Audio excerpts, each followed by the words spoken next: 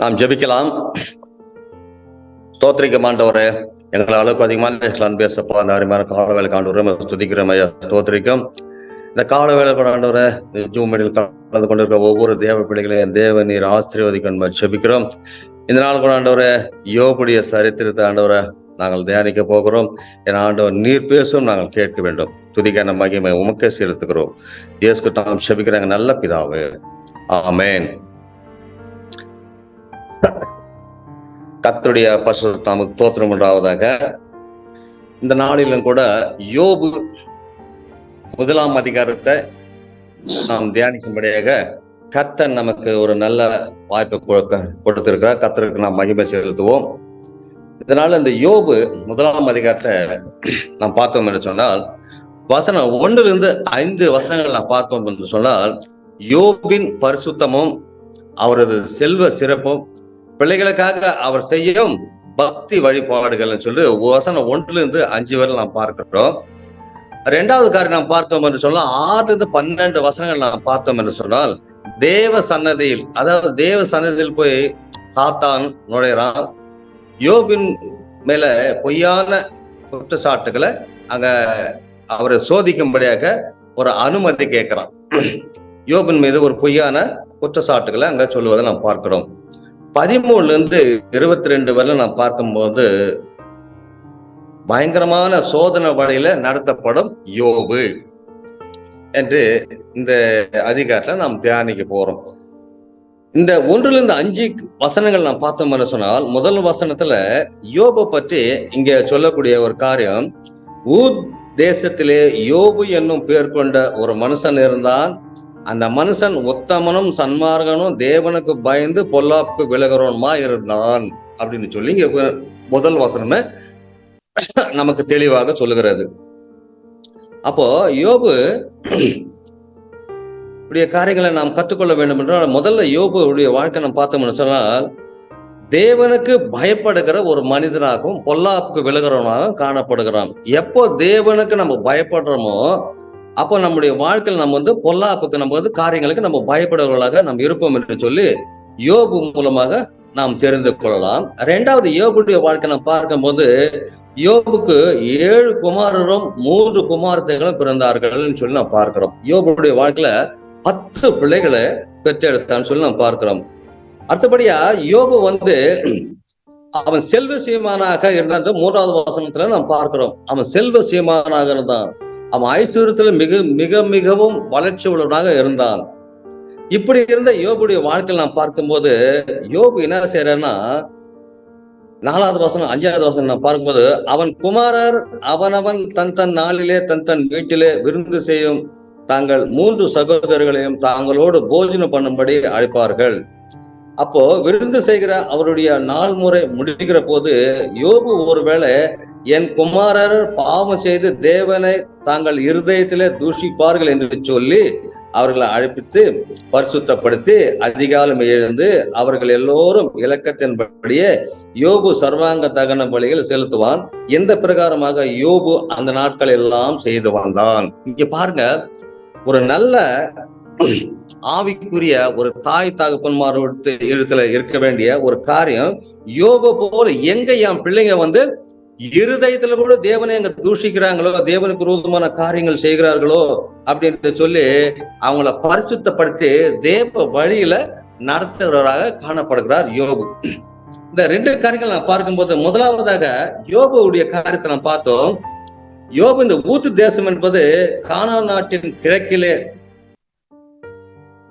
ஏதோ ஒரு இடத்துல இருந்தது என்று சொல்லி நாம் பார்க்கிறோம். இது எரேமியா நாட்கள்ல இது யோதேபிலிருந்து வேறுபட்டு இருந்தது என்று எரேமியா 25 வசனம் 20-21 அவர் தெளிவாக சொல்கிறார். ஆனால் ஏதோமியர்கள் அங்க வாழ்ந்தார்கள் அல்லது அநேகமாக அங்க அவர்கள் கட்டுப்பாட்டுக்குள்ள இருந்தார்கள் சொல்லி நம்ம பார்க்கிறோம்.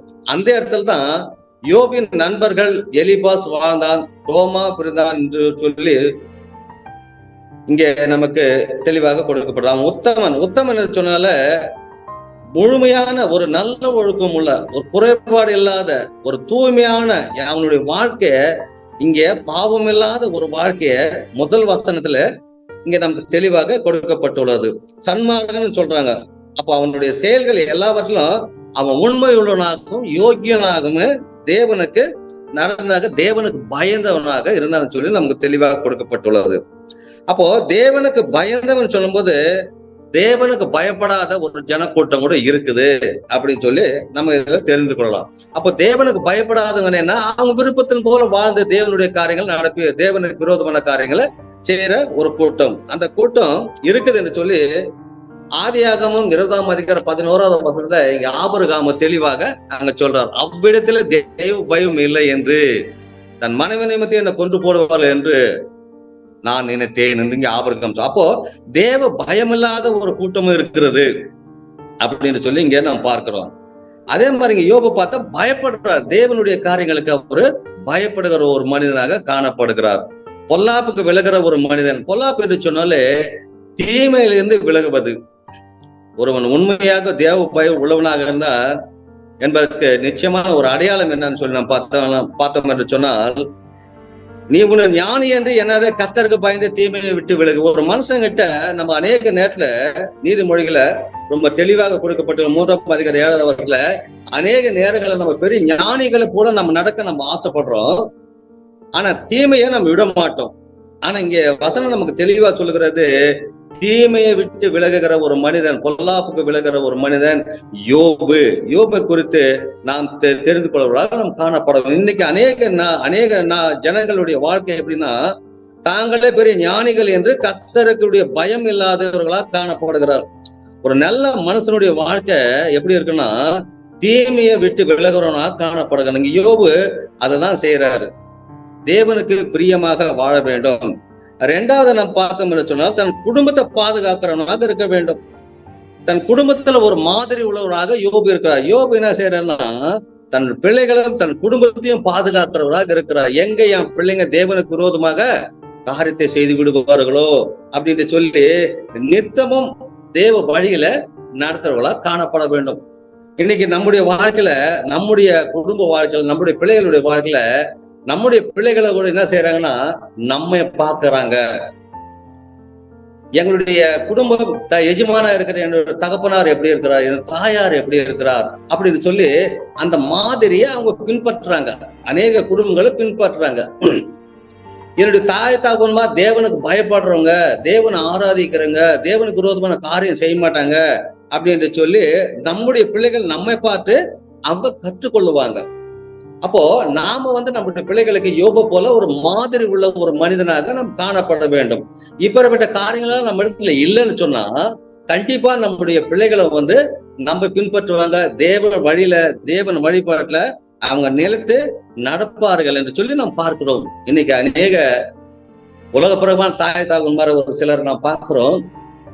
அவங்க சொல்லக்கூடிய காரியங்களை நாம் பார்த்தோம் என்று சொன்னால், என் பிள்ளை எப்படியாப்பட்டவன் தெரியுமா உங்களுக்கு, என் பிள்ளை அப்படியேப்பட்டவன் எப்படியாப்பட்டவன் சொல்லி காரியங்களை புகழ்ந்து பேசி அவங்களுடைய வாழ்க்கையை சீரழிக்கிறவர்களா காணப்படும். நிறைய பேரோட வாழ்க்கை சீரழிஞ்சு போச்சு. அது நம்முடைய கண்களால் நாம் பார்த்து கொண்டே இருக்கிறோம்.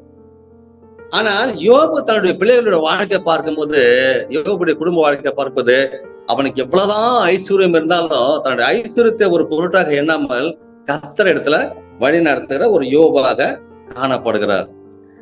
இப்படி நடந்து கொண்டிருக்கிற ஒரு காலகட்டத்துல வசனம் 6-12 வசனங்கள் நாம் பார்க்கும்போது கூட, அங்க ஒரு நாள் 6வது வசனம் சொல்லுங்க, ஒரு நாள் தேவபுத்திரர் கர்த்தருடைய சன்னதியில நின்ற போது சாத்தானும் அவர்கள் நடுவில் நின்றான். பாருங்க, இங்க தேவபுத்திரர்கள் தேவ தூதர்கள் தேவ சமூகத்துல போய் நிற்கும் போது அங்க சாத்தானும் நின்றுட்டான். சாத்தானு என்ன செய்யறான், உலகம் முழுவதும் அவன் அலைந்து திரிகிறவனா காணப்படுகிறான். அப்ப இந்த காணப்படுகிற நேரத்துல அங்க நடக்கிற காரியம் என்ன, வசனம் 7வது வசனம் பார்க்கும்போது கூட, கர்த்தர் சாத்தானை பார்த்து நீ எங்கே இருந்து வருகிறாய் என்றார். சாத்தான் கர்த்தருக்கு பிரதித்திரமாக, பூமி எங்கும் உலாவி அதில் சுற்றி திரிந்து வருகிறேன் என்றார். அப்ப சாத்தான் என்ன செய்யறான்னா, பூமி எங்க சுத்தின்னு இருக்கிறான், எல்லாரும் பார்த்துன்னு இருக்கிறான். யாரை பிடிக்கணும், யாரை எப்படி இழுக்கணும்னு சொல்லி அவனுடைய வழிகளை அவன் அலையுறனா காணப்படுகிறான். இத நம்ம ஆதியிலே நாம் பார்க்கிறோம். தேவ சன்னதியில எப்படி இருந்தவர்களை அவன் பிரிக்கிறான்னு சொல்லு, தேவ ஐக்கியத்தை எப்படி உடைக்கிறான்னு சொல்லி ஆதியிலே நம்ம ஆதியாகமத்துல 3ஆம் அதிகாரத்துல அதை நாம் பார்க்கிறோம். ஒரு தேவ ஐக்கியத்தோடு வாழ்கிற ஒரு குடும்பத்தை சந்தோஷமாக இருக்கிற ஒரு குடும்பத்தை எப்படியாவது பிரிக்க வேண்டும் என்று சொல்லி அவன் ஆதியிலேயே என்ன செய்தான், அவனுடைய காரியத்தை ஆரம்பித்து விட்டான்.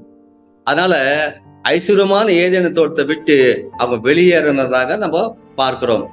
இன்னைக்கு நம்முடைய வாழ்க்கையிலும் கூட இது போல காரியங்கள் நமக்கு நேரிடுவது உண்டு.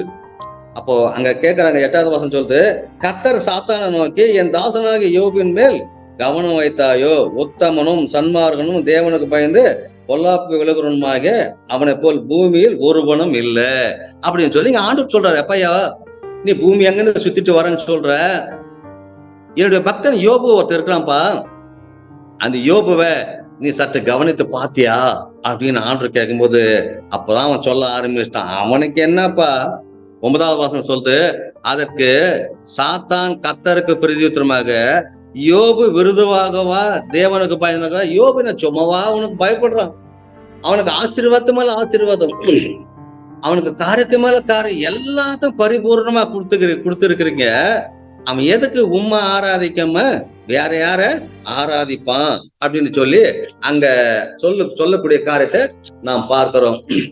ஏன்னா சாத்தானுடைய காரியங்கள் எப்படியாவது தேவ ஐக்கியத்தை பிரிக்க வேண்டும். சாத்தானுடைய 2 கொரிந்தியர் 11:3 வசனம் பார்க்கும்போது கூட சாத்தான் ஒரு வஞ்சகன்.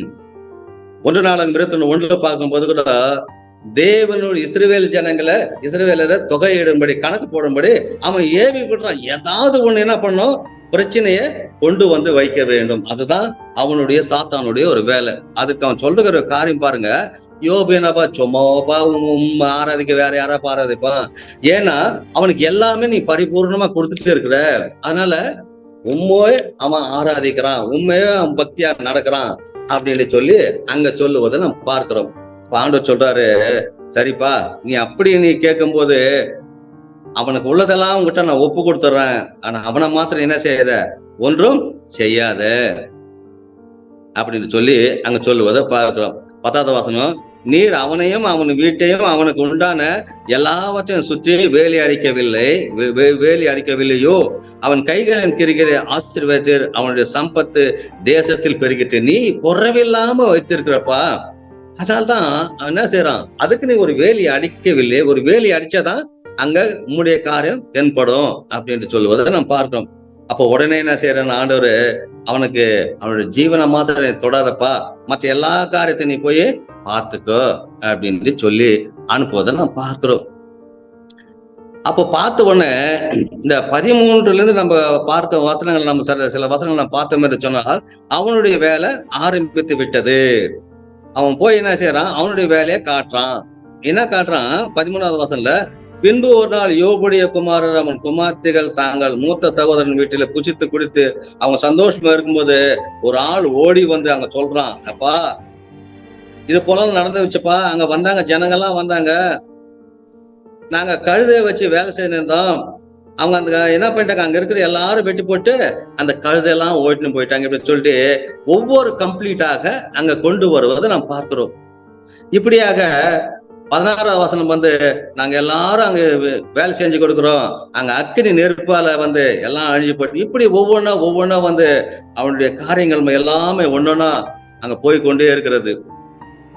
இப்படி போகிற காரியத்தில் அவன் பார்த்து ஒவ்வொருத்தரா சொல்லும் போது கடைசியா ஒருத்தர் சொல்றான், எப்பா உன்னுடைய 10 பிள்ளைங்களும் ஒரு வீட்டுல இருக்கும் போது அந்த 10 ஒரு பெரிய காற்று அந்த வீட்டின் மேல விழுந்து அந்த 10 பிள்ளையும் போயிட்டாங்கப்பா அப்படின்ட்டு அங்க சொல்றான். அப்ப சொன்ன உடனே யோபுடைய வாழ்க்கை பாருங்க, இங்க யோபுக்கு உண்டானது எல்லாம் போயிடுச்சு.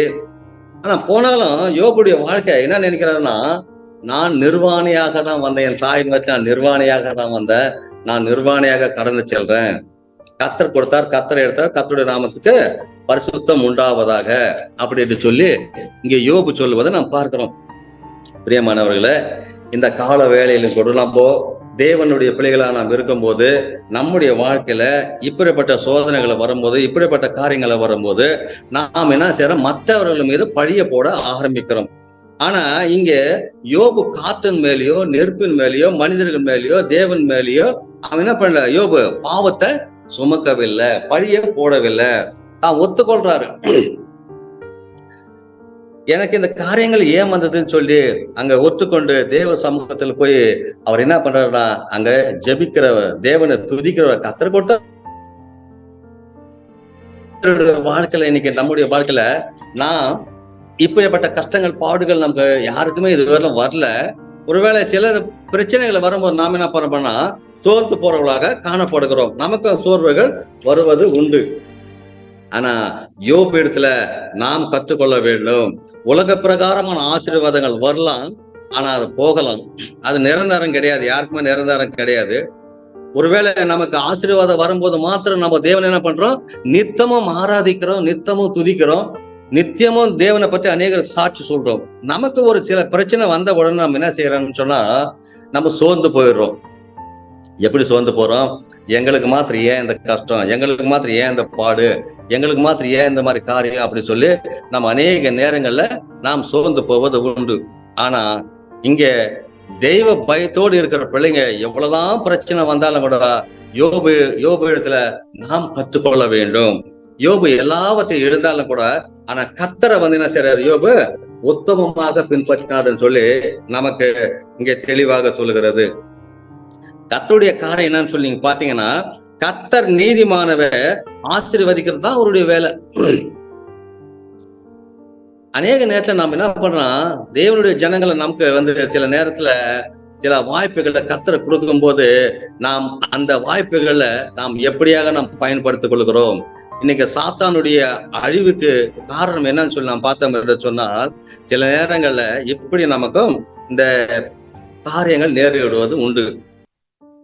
சாத்தானுடைய காரியங்களுக்கு நாம் எதிர்த்து நிற்க வேண்டும் என்று சொன்னால் கர்த்தர் நீதிமான ஆசீர்வதிப்பார். எப்போ ஆசீர்வதிப்பார் நீதிமான சொல்லி நாம் பார்த்தோம் என்று சொன்னால், நாம் கடைசி காலம் வரை நாம் நிலை நிற்கிறவர்களா காணப்பட வேண்டும். ஒருவேளை இன்னைக்கு இருக்கலாம், போயிடலாம், ஆனா கடைசியா நமக்கு இருக்குதான். எங்க இருக்குதான், பரலோகத்துல நமக்கு ஆயத்தப்பட்டு இருக்குதுன்னு சொல்றாங்க. இன்னைக்கு நமக்கு இல்லையேன்னு சொல்றோம். ஆனா நமக்கு வந்து கர்த்தர் வந்து பரலோகத்துல உன்னுடைய பாடுகள் தக்க பலனை நான் வைத்திருக்கிறேன் அப்படின்னு சொல்லி 1 பேதுருல 1:5 சொல்றது. எப்படி சொல்றாரு பாருங்க, கடைசி காலத்திலே வெளிப்பட ஆயத்தமாக்கப்பட்டிருக்கிற ரட்சிப்புக்கு ஏதுவாக விசுவாசத்தை கொண்டு தேவனுடைய பலத்தினால காக்கப்பட்டிருக்கிற உங்களுக்கு அந்த சுதந்திரம் பரலோகத்துல வைக்கப்பட்டிருக்கிறது. இன்னைக்கு நம்ம வந்து உலக பிரகாரமான ஆசைக்கு தான் நம்ம ஓடுறோம். கடந்த நாட்கள்ல சொன்ன மாதிரி நம்ம பல மனிதர்களை நம்ம பாக்குறோம். அந்த மனுஷனுக்கு அது இருக்குது, நமக்கு இது இல்லையே, நமக்கு இது இல்லையே, நமக்கு அது இல்லையேன்னு சொல்லி நம்ம மனிதர்களை பாக்குறோம். ஆனா கர்த்தர் சொல்றாரு, சங்கீதக்காரன் சொல்றான் பாருங்க 5:12, கர்த்தர் நீர் நீதிமான ஆசீர்வதிக்கிறீர். அப்ப கர்த்தர் வந்து நம்மளை ஆசீர்வதிக்கிறாராம். என்ன ஆசீர்வாதம், தேவன் கொடுக்கிற ஆசீர்வாதம் நமக்கு நிலையாக நிற்கும். உலக பிரகாரம் கொடுக்கிற ஆசீர்வாதம் அது நமக்கு அநேக பிரச்சனைகளை கொண்டு வரும், வேதனையை கொண்டு வரும் என்று சொல்லி நீதிமொழிகள் நமக்கு சொல்லுகிறத காணப்படுகிறோம். பல நேரங்கள்ல நமக்கு ஒன்றுமில்லை நம்ம யோசிக்கிறோம். ஆனா உண்மையாகவே நம்ம நிலை நிற்கும் போது 1 பேதுருல 1:5 படி கடைசி காலத்துல ஒண்ணு இருக்குது, நமக்கு ஒண்ணு இருக்குது. அப்ப நம்ம இடத்துல என்ன இருக்கணுமா, நம்ம ரட்சிப்பை பெற்றுக்கொண்ட நாம வந்து விசுவாசத்துல கொண்டு பலத்தினால் காக்கப்படும். விசுவாசம், எனக்கு ஆண்டவர் ஒருவேளை இங்கெல்லாம் கர்த்தர் வந்து எனக்கு அங்க வச்சிருக்காரு, கர்த்தர் எனக்கு சுதந்திரத்தை வச்சிருக்காரு, கர்த்தர் எனக்கு எல்லாத்தையும் அங்க ஆயத்தப்படுத்தி வச்சிருக்காரு. அந்த ஆயத்தத்தை நாம எதிர்கொள்ள வேண்டும். பாருங்க, இன்னைக்கு உலக மனிதர்கள் என்ன பண்ண, ஓடி ஓடி ஓடி ஓடி அலையறாங்க, எதை சேர்த்து எதோ எப்படி செய்யணும்னு ஆசைப்படுறாங்க. ஆனா கடைசியா நாம் பார்க்கும்போது நாம் கொண்டு போறது ஒன்றுமே கிடையாது. அந்த கொண்டு போறது உணவு நம்ம கொண்டு போறோம். ஒரு மனிதன் மரித்த பிற்பாடு அவனுடைய வாழ்க்கையை வந்து பலர் சொல்லுவாங்க, இந்த மனுஷன் இப்படி வாழும்போது இப்படியாக வாழ்ந்தான், இப்படியாக செய்தான் அப்படின்னு சொல்லி அநேகர் சொல்லுவது நாம் உண்டு. சமீப காலத்துல நான் இருக்க ஆந்திரா மாநிலம் இந்த பந்தேர்பள்ளி வில்லேஜ்ல எங்களுடைய விசுவாசி சொந்தக்காரர் ஒருத்தர் இறந்துட்டாரு. அவர் அடக்க ஆராதனைக்கு போயிருக்கிறோம். அந்த அடக்க ஆராதனை போன பிற்பாடு அவங்களுடைய சொந்தக்காரர் நிறைய பேர் வந்திருக்காங்க. அந்த சொந்தக்காரர் சொல்லக்கூடிய காரியம் பாத்தீங்கன்னா, இவர் இப்படி வாழ்ந்தாரு, எப்பொழுதுமே யதார்த்தமா இருப்பாரு, எல்லாவற்றிலும் உண்மையா இருப்பாரு, என்னதான் கஷ்டம் வந்தாலும் கஷ்டத்தை பற்றி மற்றவங்களுக்கு என்ன செய்ய மாட்டாரு, இவரு வேதனையை கொடுக்க மாட்டாருன்னு சொல்லி அந்த மனிதனை பத்தி அங்க சாட்சி சொல்லும் போது எனக்கு ஆச்சரியமா இருந்துச்சு. இன்னைக்கு இப்பேற்பட்ட மனிதனுடைய வாழ்க்கை இங்க ஒரு சாட்சியா சொல்றாங்களேன்னு சொல்லி. அதனால நான் என்ன சொல்ல வரேன்னா, அந்த கால வேளையில நமக்கு யோபை போல யாருக்குமே எந்த பிரச்சனை இவ்வளவும் நேரிடல. சில பாடுகள் வருவது உண்டு, கஷ்டங்கள் வருவது உண்டு. ஆனால் எல்லாவற்றுக்கும் மேலாக நம்ம முழுமையாக தேவன் இடத்துல நம்ம என்ன பண்ணோமா, காத்திருக்க வேண்டும். நமக்கு சுதந்திரம் என்பது ஒன்று இருக்குது என்று சொல்லி நாம் நினைக்க வேண்டும். இன்னைக்கு நம்முடைய வாழ்க்கையில, நம்முடைய தாயின் கர்ப்பத்துல நாம் எப்படி வந்தோம், நாம் எப்படி இருந்தோம், நாம் எப்படி வாழ்கிறோம் என்பது முக்கியமல்ல. நாம் நாமளும் என்ன செய்யறோம், பல நேரத்துல தேவனுக்கு விரோதமாக பாவத்தை செய்து அவருடைய நாமத்தை நம்ம தூஷிக்கிறவர்களாக காணப்படுகிறோம். என்னப்பா கிறிஸ்துவ, என்னப்பா நடந்துச்சு என் வாழ்க்கையில, இப்படி இருக்கும்போது இப்படி இல்ல, அவனா பாருப்பா இவனா பாருப்பான்னு சொல்லி நம்ம நினைக்கிறோம். ஆனா இங்க யோபு பாருங்க, தன்னுடைய வாயிலிருந்து ஒரு வார்த்தையும் வரலன்னு சொல்லி கடைசியாக நம்ம பார்க்கும்போது யோபு தேவனை தோத்திர பலியிடுகிறவரா காணப்படுகிறான், தேவனை மகிமைப்படுத்துகிறவரா காணப்படுகிறான். ஆனா நமக்கு இந்த மாதிரி காரணங்கள் வரும்போது நம்ம அநீதியாக முட்டாள்தனமாக நம்ம அநேகர் மீது நம்ம பழிகளை சுமத்துறவங்களா காணப்படுகிறோம். ஆனா யோபு ஸ்தோத்திர பலியிடுகிறவன் என்ன மகிமைப்படுத்துகிறான்னு சொல்லிட்டு சங்கீதக்காரன் சொல்ற போல, யோபு கடைசி நேரத்துல கூட அவர் தேவனை ஆராதிக்கிற ஒரு மனிதனா காணப்படுகிறார். என் தேவன் எனக்கு கொடுத்தார், என் தேவன் அதை எடுத்துக்கொண்டார் அப்படின்னு சொல்லி நாம் அங்க யோபை கொண்டு நாம் கற்றுக்கொள்ள காணப்பட வேண்டும். பிரியமானவர்களை, இந்த கால வேளையிலும் கூட முதலாவது தாய் தகப்ப முதல் வசனத்தை நாம் பார்க்கும்போது யோபுடைய காரியங்கள், உத்தமன், சன்மார்கன், தேவனுக்கு பயந்தவன் சொல்லி நாம் பார்க்கிறோம். இரண்டாவது நாம் பார்க்கும்போது தன்னுடைய குடும்பத்தை அவன் பாதுகாக்கிறவனா காணப்படுகிறான். தன் பிள்ளைகளை தேவ வழியில நடத்துவதற்காக பிரயாசப்படுகிறான். இன்னைக்கு உலக ஐஸ்வர்யத்தை பத்தி யோபு யோசிக்கவில்லை. யோபு எங்க என்னுடைய பிள்ளைகளை தேவனை தூஷிப்பார்களோ என்று சொல்லி தன்னுடைய இருதயத்துல வேதனைப்பட்டு தேவனுடைய வழியில நடத்துவதாக காணப்படுகிறான். இன்னைக்கு நாம கூட நம்முடைய பிள்ளைகளுக்கு நாம் ஒரு மாதிரிகளாக நாம் இருக்க வேண்டும். நம்ம பிள்ளைங்க நம்மளை பார்த்துனே இருக்கிறாங்க, எங்க அப்பா என்ன செய்யறாரு, எங்க அம்மா என்ன செய்யறாங்க. அப்படி நம்ம பிள்ளைகளுக்கு நம்ம மாதிரியா இருக்கும்போது, எங்க அப்பாவுக்கு எங்க அம்மாவுக்கு இந்த மாதிரி காரியங்கள்லாம் பிடிக்காது, நான் தேவனுக்கு விரோதமான காரியம் செய்ய மாட்டோம், தேவனுக்கு விரோதமான பாவத்தை செய்ய மாட்டேன்னு சொல்லி யோபு இடத்துல நாம் கற்றுக்கொள்ள வேண்டும். இன்னைக்கு ஒரு தேவனுடைய மனிதன் சொன்னாருங்க. என்ன சொன்னாருன்னா, என்னுடைய மகனை எம்பிபிஎஸ் படிப்பதற்காக நான் மெடிக்கல் காலேஜில் சேர்த்து விட்டேன். அந்த மெடிக்கல் காலேஜில் சேர்த்து விட்ட பிற்பாடு என்னுடைய மகன் 4வது வருடம் படித்துக் கொண்டிருக்கிறான். அவனுடைய சிநேகிதன் என்ன பண்ணிட்டா, ஃபுல்லா தண்ணி அடிச்சு விட்டு வண்டி எடுத்துட்டு போய் ஆக்சிடென்ட் பண்ணி அவன் மறுத்து விட்டான், அவன் இறந்து போயிட்டான். நான் என்னுடைய மகனுக்காக வேதனைப்பட்டேன், கண்ணீர் வடிச்சேன். எங்க என் மகன் இப்படி செய்வானோ என்று சொல்லி நான் வேதனைப்பட்டு என்னோட மகன் கிட்ட போனேன். ஏப்பா, இந்த மாதிரி அந்த பையன் இந்த மாதிரி ஆயிட்டானே, உன்னுடைய வாழ்க்கை என்ன, நீ எப்படி என்னன்னு கேட்கும்போது என்னுடைய மகன் திருப்பி என்ன ஒரு கேள்வி கேட்டான். அப்பா, நீங்க குடிக்கிறீங்களா, நீங்க பாவத்தை செய்யறீங்களான்னு என்ன ஒரு கேள்வி கேட்டான். அப்போ நீங்க செய்யாதப்ப நான் எப்படி அந்த காரியத்தை செய்வேன் அப்படின்னு சொல்லி அந்த மகன் சொல்லுவதை அங்க அந்த தகப்பனார் ஒரு சாட்சி சொன்னாரு.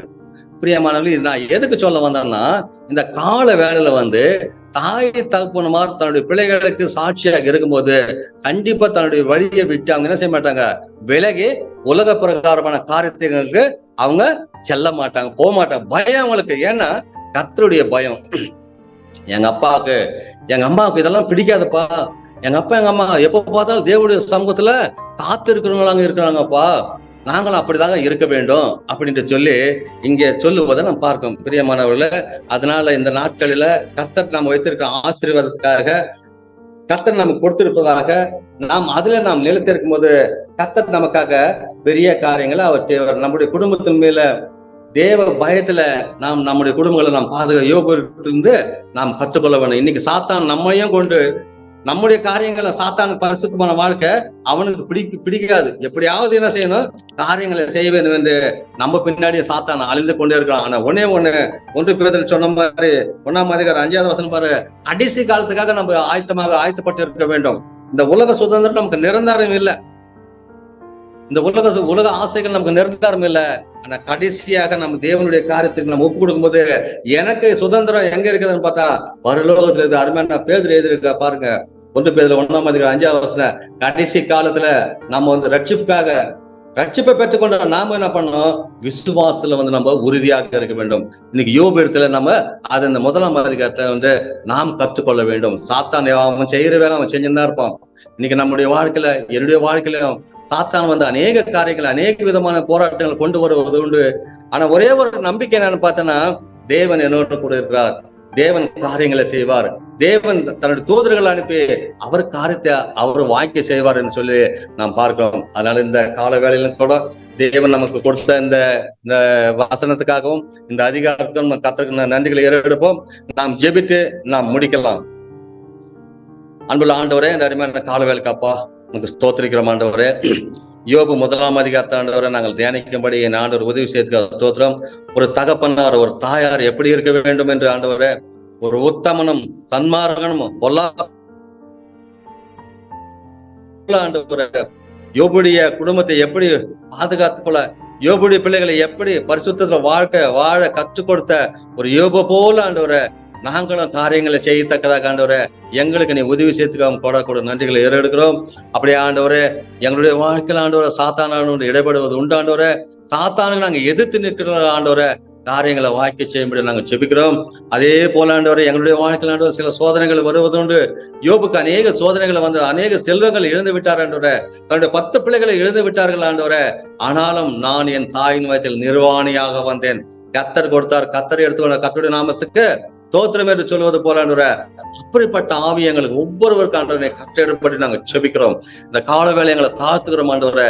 இந்த கால வேலை ஆண்டவரை இந்த ஜூமில் கலந்து கொண்டிருக்கிற ஒவ்வொரு தேவ பிள்ளைகள் ஆண்டவரை அந்த காயப்பட்ட காரணம் தொட்டு ஆசீர்வதிக்கணும் ஜெபிக்கிறோம் ஆண்டவரே.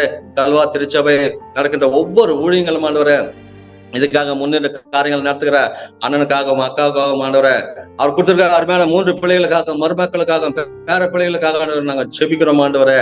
ஆண்டவரே, எங்களுடைய ஒவ்வொரு ஊழியங்கள் ஆண்டவரை நினைத்தரணும் ஆண்டவரே. யோபுடைய காரியங்கள் ஆண்டு வெளிப்பட்டது போல ஆண்டவரை எங்களுடைய வாழ்க்கையில் ஆண்டவரை 1 பேதுரு 1ஆம் அதிகாரம் 5ஆவது வசனப்படி ஆண்டவரை எங்களுக்கு சுதந்திர பரலோகத்துல உண்டு என்று ஆண்டவரை ஆண்டவர் ரட்சிப்பை பெற்றுக் கொண்ட நாங்கள் கூட ஆண்டவரை விசுவாசத்தில் ஆண்டவரை சோர்ந்து போகாதபடி விசுவாசத்தை பலப்படத்தக்கதாக ஆண்டவரை இந்த கால வேலை எங்களுக்கு நீ வெளிப்படுத்த ஸ்தோத்திரம். எங்களை தாழ்த்துக்கிறோம். என் தேவன் நீர் மகிமைப்படும், நீர் பெரிய காரியங்களை செய்யும். துதிகர மகிமை உமக்கு செலுத்துகிறோம். இயேசுக்கு தாம் ஜெபிக்கிறேன் நல்ல பிதாவே. ஆமென்.